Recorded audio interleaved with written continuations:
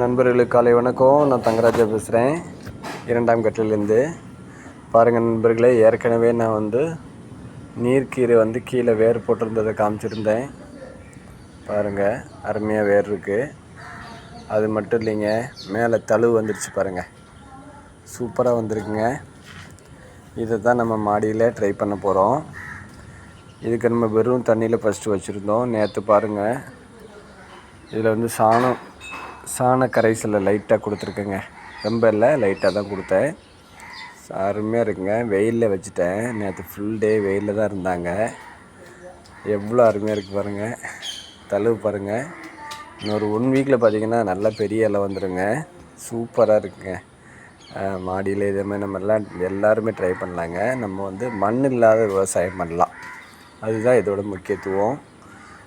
மண்ணெல்லாம் என்னால் தூக்கிட்டு அலைய முடியாது, என்னால் கீரை வளர்க்கணுன்னா இதை பார்த்து செய்கிறவங்க கண்டிப்பாக செய்யலாம். முயற்சி பண்ணுங்கள் நண்பர்களே. பாய்.